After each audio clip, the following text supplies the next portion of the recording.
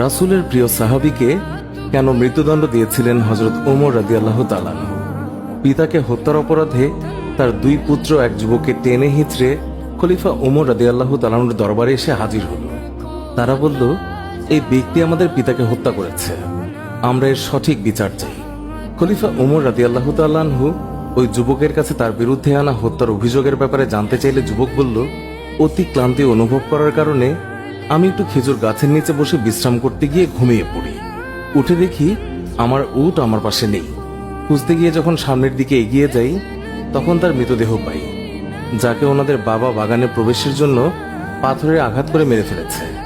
এই বিষয়ে যখন আমি তার সাথে কথা বলতে যাই তখন অনেক কথা কাটাকাটি হয়েছিল এবং বাকবিতণ্ডার এক পর্যায়ে আমি তাকে পাথর দিয়ে আঘাত করে ফেলি, যার ফলে তিনি মারা যান, যা ছিল সম্পূর্ণ অনাকাঙ্ক্ষিত একটি ঘটনা। এর জন্য আমি ক্ষমা চাইছি। বাদীরা বলল, আমরা মৃত্যুদণ্ড চাই।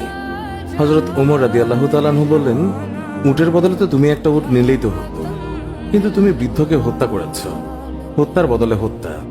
এখন তোমাকে মৃত্যুদণ্ড দেয়া হবে। তোমার কোনো শেষ ইচ্ছে থাকলে বলতে পারো।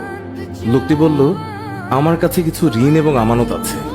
আমাকে যদি কিছুদিন সময় দিতেন তাহলে আমি বাড়ি গিয়ে সেই ঋণ এবং আমানত পরিশোধ করে আসতাম। খলিফা ওমর রাদিয়াল্লাহু তাআলা আনহু বললেন, তোমাকে তো একা ছাড়তে পারি না। তুমি যদি তোমার তরফ থেকে কোনো জিম্মাদার রেখে যাও তবে কিছু সময়ের জন্য তোমাকে মুক্তি দিতে পারি। যুবক তখন দুঃখিত হয়ে বলল, এখানে সবাই আমার অপরিচিত, না কেউই আমাকে চেনে না, আমিও কাউকে চিনি না, সুতরাং আমার জামিনদার হবার মতো কেউ নেই।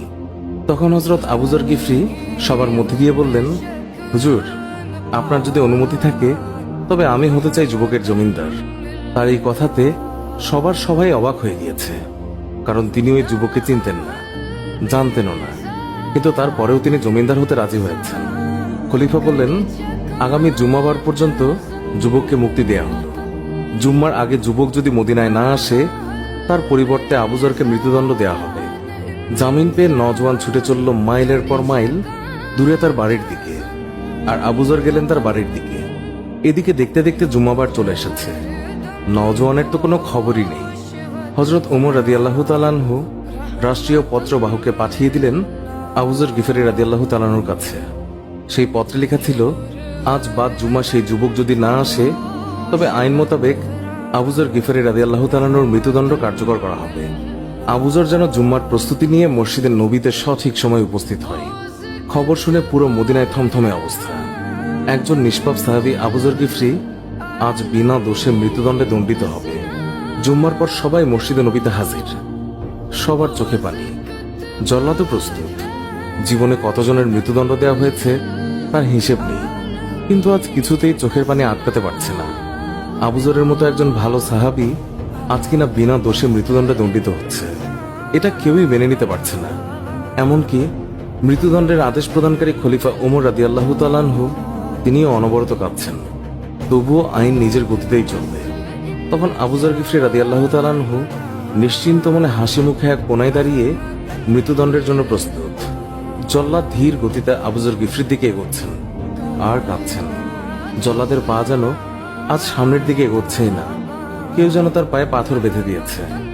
এমন সময় এক সাহাবী জল্লাদকে থামিয়ে বলল, ওই দেখো মরুভূমিতে ধুলোর ঝড় উড়িয়ে কে যেন আসছে, একটু থামো, হতে পারে ওটা যুবকের ঘোড়ার ধুলি, একটু দেখে নাও, তারপর না হয় আবু যরের মৃত্যুদণ্ড কার্যকর করো। কাছে এলে দেখা যায় ওটা ওই যুবকেরই ঘোড়া। যুবক বলল, হুজুর, বেয়াদবি মাফ করবেন, পথে যদি ঘোড়া পায়ে ব্যথা না পেত তাহলে সঠিক সময়ে এসে পৌঁছাতাম। বাড়িতে আমি একটুও দেরি করিনি। গচ্ছিত আমানত এবং ঋণ পরিশোধ করে বাবা মা এবং নববধূর কাছে সব খুলে বলে মৃত্যুর প্রস্তুতি নিয়ে তাদের কাছ থেকে চির বিদায় জানিয়ে মদিনার উদ্দেশ্যে রওনা হই। এখন আবু যর ভাইকে মুক্ত করে দিন আর আমাকে মৃত্যুদণ্ড দিয়ে পাপ মুক্ত করুন। রোজ হাসরের ময়দানে নিজেকে খুনি হিসাবে আল্লাহর সামনে পেশ করতে চাই না। চারিদিকে থমথমে অবস্থা, কি হতে চলেছে? যুবকের ফিরে আসাটা যেন হতবাক করে দিয়েছে সবাইকে। খলিফা ওমর রাদিয়াল্লাহু তাআলা আনহু যুবককে বললেন, তুমি জানো তোমাকে মৃত্যুদণ্ড দেয়া হবে, তারপরেও কেন ফিরে এলে? উত্তরে সেই যুবক বলল, আমি ফিরে এসেছি যাতে কেউই বলতে না পারে যে এক মুসলিম আরেক মুসলিমকে সাহায্য করতে এসে নিজেই বিপদে পড়েছে। এবার হজরত ওমর রাদিয়াল্লাহু তাআলা আনহু হজরত আবু যরকে জিজ্ঞাসা করলেন, আপনি কেন না চেনা সত্ত্বেও এমন একজনের জামিনদার হলেন?